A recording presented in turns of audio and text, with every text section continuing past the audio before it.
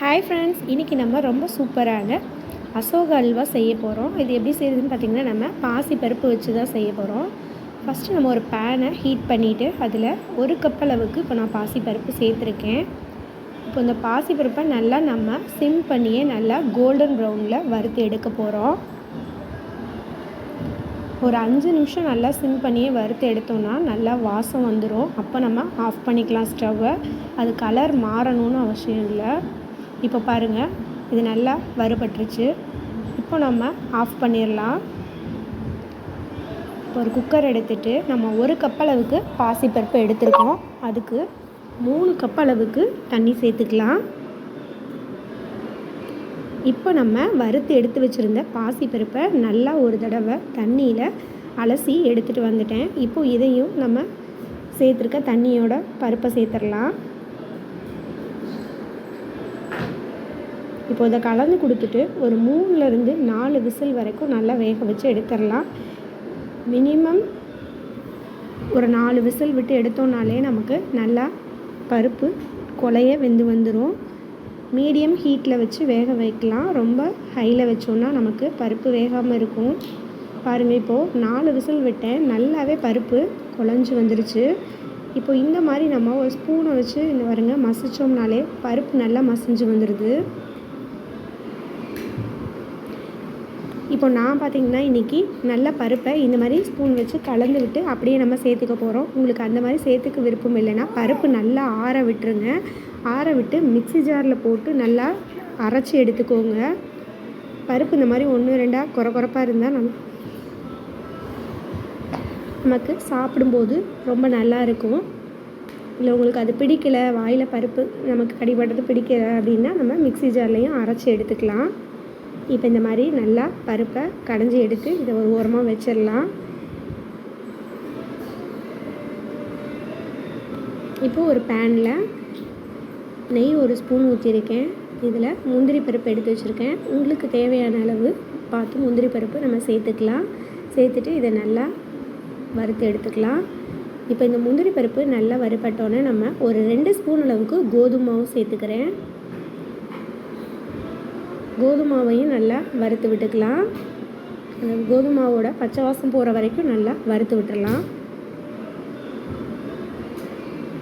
இப்போ கோதுமாவும் நல்லா வறுத்துட்டோம். இந்த வாசம் நல்லா இப்போது பச்சை வாசம் போய் நல்ல வாசமாக இருக்குது. இப்போ நம்ம பருப்பை சேர்த்துக்கலாம். இதோட இது எல்லாத்தையும் சேர்த்துட்டு நல்லா மிக்ஸ் பண்ணி கொடுத்துக்கலாம்.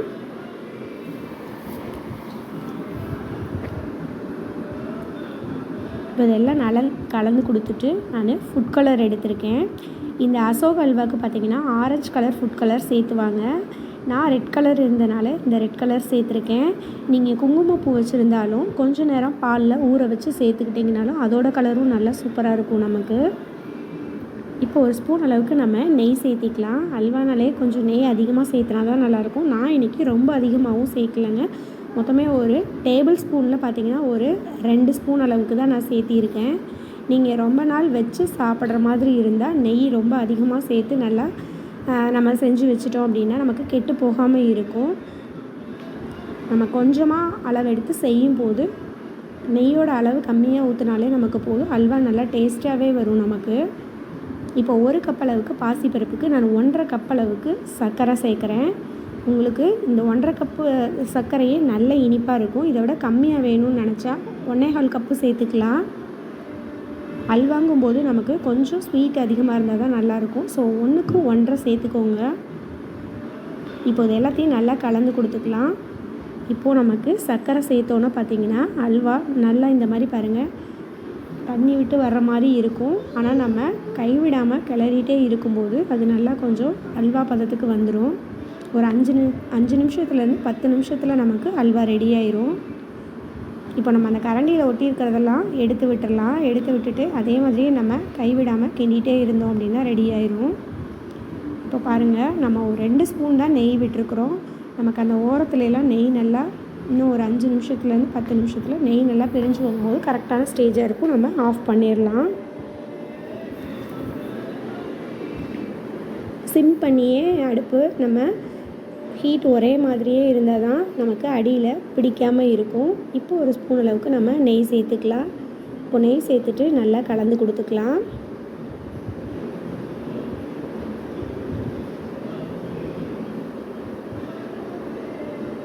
பாருங்கள், பார்க்குறதுக்கே சூப்பராக இருக்குது அல்வா.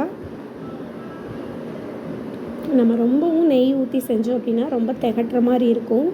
இந்த மாதிரி ஒரு கப்புக்கு இந்த நெய் ஊற்றினாலே நமக்கு கரெக்டான அளவாக இருக்கும், போதுமானதாக இருக்கும். இது 2லேருந்து 3 நாள் வெளியவே வச்சு சாப்பிட்டாலுமே உங்களுக்கு அல்வா கெட்டு போகாமல் இருக்கும். இப்போ பாருங்கள், நம்ம ஊற்றின அந்த 3 ஸ்பூன் நெய் தான் நம்ம மொத்தமே சேர்த்திருக்கோம்.